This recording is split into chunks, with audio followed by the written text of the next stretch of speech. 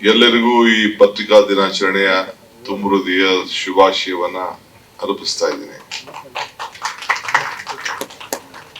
ವೇದಿಕೆ ಮೇಲೆ ತೆಲಂಗಾಣದಿಂದ ಶ್ರೀ ಶ್ರೀನಿವಾಸ್ ರೆಡ್ಡಿ ಅವರು ಮಾಧ್ಯಮ ಅಕಾಡೆಮಿಯ ಅಧ್ಯಕ್ಷರು ಬಂದಿದ್ದಾರೆ.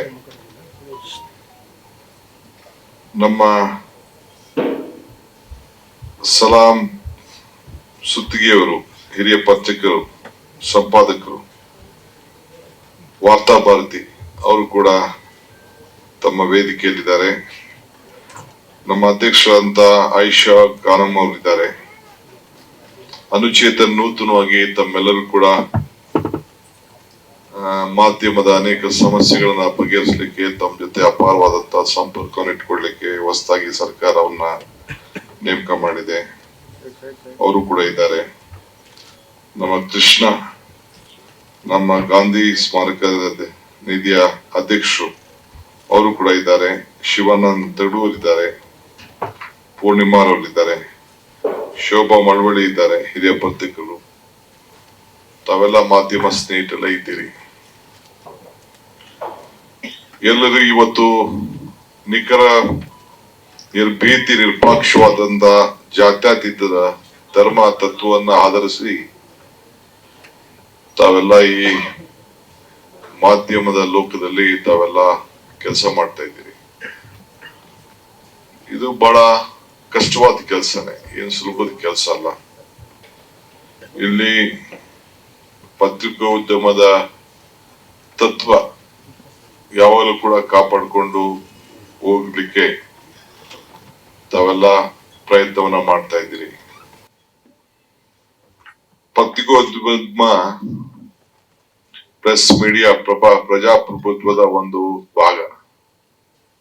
ನಾವೆಲ್ಲ ರಾಜಕಾರಣಿಗಳು ಮಾತಾಡ್ತಾ ಇರ್ತೀವಿ, ಶಾಸಕಾಂಗ, ಕಾರ್ಯಾಂಗ, ನ್ಯಾಯಾಂಗ, ಪತ್ರಿಕಾರಂಗ ಅಂತ 4 pillars ಆಫ್ ಡೆಮೋಕ್ರಸಿ ಅಂತ. ಯಾರು ಏನ್ ತಪ್ಪು ಮಾಡ್ಲಿ, ಶಾಸಕರು ತಪ್ಪು ಮಾಡ್ಬೋದು, ಇಲ್ಲ ಕಾರ್ಯಾಂಗ ತಪ್ಪು ಮಾಡ್ಬೋದು, ಇಲ್ಲ ನ್ಯಾಯಾಂಗ ತಪ್ಪು ಮಾಡಬಹುದು. ಇವನ್ನೆಲ್ಲ ಕೂಡ ವಿಮರ್ಶೆ ಮಾಡಿ ಬರೀಲಿಕ್ಕೆ, ತಿದ್ದಲಿಕ್ಕೆ, ಸಮಾಜವನ್ನ ಬದಲಾವಣೆ ಮಾಡ್ಲಿಕ್ಕೆ, ಸಮಾಜದಲ್ಲಿ ಆಗ್ತಂತ ತಪ್ಪುಗಳನ್ನ ಸರಿಪಡಿಸ್ಲಿಕ್ಕೆ ನಿಮ್ಮ ವೃತ್ತಿ ಒಂದು ದೊಡ್ಡ ಅವಕಾಶ ಕೊಟ್ಟಿದ್ದಾರೆ. ಬೇರೆ ಯಾರಿಗೂ ಕೂಡ ಕೊಟ್ಟಿಲ್ಲ. ಆದ್ರೆ ಬರೆಯೋರು ನೀವೊಬ್ರು, ಬರಿಬೇಕಾದ್ರೆ ಪೆನ್ ನಿಮ್ ಪೆನ್ನು, ಓದೋರು ನೋಡೋರು ಲಕ್ಷಾಂತರ ಜನ, ಕೋಟ್ಯಾಂತರ ಜನ ಅದನ್ನ ನೋಡ್ತಾರೆ. ಸೊ ಅದರಿಂದ ನೀವು ಏನೇ ಬರೋದು ಕೂಡ, ಏನೇ ವಿಚಾರ ತಿಳಿಸಿದ್ರು ಕೂಡ, ಬಹುಶಃ ಏನು ತಮ್ಮಲ್ಲಿ ಭಾವನೆಗಳು ಇದ್ರೂ ಕೂಡ ತಮ್ಮ ಆತ್ಮ ಸಾಕ್ಷಿನ ತಾವು ಗಮನದಲ್ಲಿ ಇಟ್ಕೊಂಡು ತಾವು ತಮ್ಮ ವಿಚಾರವನ್ನ ಸಮಾಜಕ್ಕೆ ತಿಳಿಸ್ಬೇಕು ಅಂತ ಹೇಳಿ ನನ್ನ ಮನವಿಯನ್ನ ಈ ಸಂದರ್ಭದಲ್ಲಿ ಮಾಡ್ಲಿಕ್ಕೆ ಬಯಸ್ತೇನೆ. ಕೆಲವೆಲ್ಲ ಮಾಧ್ಯಮದವರು ಅಂತಂದ್ರೆ ಯಾವಾಗ್ಲೂ ಶಾಶ್ವತವಾದಂತ ವಿರೋಧ ಪಕ್ಷದವರು ಅಂತ ತಿಳ್ಕೊಳ್ತಾರೆ. ವಿರೋಧ ಪಕ್ಷ ಮಾಡೋ ಕೆಲಸ ಮಾಧ್ಯಮ ಮಾಡ್ತಾರೆ. ನನ್ನ ವೈಯಕ್ತಿಕವಾದ ಅಭಿಪ್ರಾಯ, ನೀವು ಸಮಾಜದ ಬದಲಾವಣೆ ಮಾಡ್ಲಿಕ್ಕೆ ಪ್ರಯತ್ನ ಮಾಡ್ತಾರೆ. ನಾವು ತಪ್ಪು ಮಾಡಿದ್ರೆ ನೀವ್ ಯಾಕೆ ವಿರೋಧ ಪಕ್ಷದವ್ರು ಆಗ್ತೀರಿ? ನಮ್ಮನ್ನ ತಿದ್ದುವಂತ ಕೆಲಸ ಕೂಡ ನಾವೇನಾದ್ರು ತಪ್ಪು ದಾರಿಗೆ ಹೋದಾಗ ನಮ್ಮನ್ನ ತಿತ್ತಾ ಇದ್ದಾರೆ ಅಂತ ತಿಳ್ಕೊಂಡು ನಾವು ರಾಜಕಾರಣಿಗಳ ಕೆಲಸ ಮಾಡಿದ್ರೆ, ಬಹುಶಃ ಬ್ರಾಡ್ ಸೆನ್ಸ್ ಅಲ್ಲಿ ಯೋಚನೆ ಮಾಡಿದ್ರೆ ಬಹುಶಃ ಎಲ್ಲರಿಗೂ ಕೂಡ ಅನುಕೂಲ ಆಗ್ತದೆ ಅಂತ ನನ್ನ ವೈಯಕ್ತಿಕವಾದಂತ ಅಭಿಪ್ರಾಯ.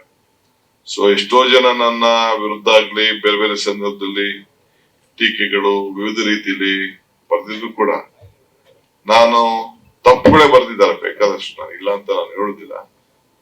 ನಾನು ಅವ್ರನ್ನ ಯಾರು ನನ್ನ ವೈರಿಗಳು, ವಿರೋಧ ಪಾರ್ಟಿಯವರು ಅಂತ ನಾನು ಯೋಚನೆ ಮಾಡಕ್ ಹೋಗುದಿಲ್ಲ. ಈಗ ನಾನು ಬೆಳಗ್ಗೆ ರೊಟೀನ್ ಸುಮಾರು 6-7 ತಿಂಗಳಿಂದ ಹಾಸ್ಪಿಟಲ್ಗೆ ಹೋಗಿ ರೊಟೀನ್ ಚೆಕ್ ಮಾಡಿಸಿರ್ಲಿಲ್ಲ.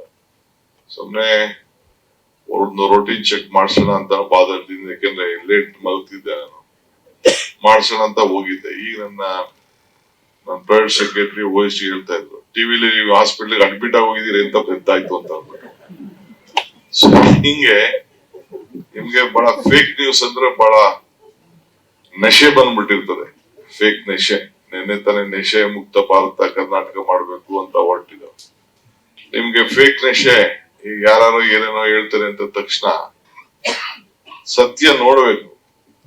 ಸತ್ಯ ನೋಡ್ದೆ ತಾವು ಬರೆದು ಬಿಡ್ತೀರಿ, ತಿಳಿಸ್ಬಿಡ್ತೀರಿ. 2 ನಿಮಿಷಕ್ಕೆ ಒಂದ್ ಮೆಸೇಜ್ ಹಾಕ್ಬಿಡ್ತಾನೆ ಯಾವನೊಬ್ಬ ರಿಪೋರ್ಟರ್. ಅವನ್ ಇನ್ ನೋಡಲ್ಲ, ಏನ್ ಸತ್ಯಾಂಶ ತಿಳ್ಕೊಳ್ಳೋಣ ಅಂತ ಪ್ರಯತ್ನ ಮಾಡಲ್ಲ. ಟಿವಿ ಅವ್ರದ್ದು ನಡೆಸ್ಬೇಕಲ್ಲ ಪಾಪ. 24/7 ವಾಚ್ಗಳು ಈ ಟಿವಿ ಎರಡಕ್ಕೂ ಸ್ಟಾಪ್ ಇಲ್ಲ. ಎಲ್ಲ ಹಗಲು ರಾತ್ರಿ ಅದು ನಡೀತಾ ಇದೆ. ಇಂಟ್ರೆಸ್ಟ್ಗೂ ಸ್ಟಾಪ್ ಇಲ್ಲ, ಅದು ನಡೀತಾ ಇರ್ತದೆ. ಬಡ್ಡಿ ಹಂಗೆ ಈ ಟಿವಿಗೂ ಕೂಡ ಇಲ್ಲ, ಹಗಲು ರಾತ್ರಿ ಇಲ್ಲ. ಎಲ್ಲ ಪ್ರಪಂಚಕ್ಕೆಲ್ಲ ಹಗಲು ರಾತ್ರಿ ಇದೆ. ಟಿವಿಗೆ, ಬಡ್ಡಿಗೆ, ವಾಚ್ಗೆ 3 ಜನಕ್ಕೂ ಹಗಲು ರಾತ್ರಿ ಇಲ್ಲ. ಹಂಗೆ ನಿಮ್ಗೆ ಫುಡ್ ಬೇಕು ಅಂತ ಹೇಳಿ ಫೇಕು ನೋಡಲ್ರಿ, ಸತ್ಯನ ನೋಡಲ್ರಿ, ಸುಳ್ಳು ನೋಡಲ್ರಿ, ಏನೋ ಒಂದು ಕೆಲವರೆಲ್ಲ ಬರೀತಾನೆ ಇರ್ತಾರೆ.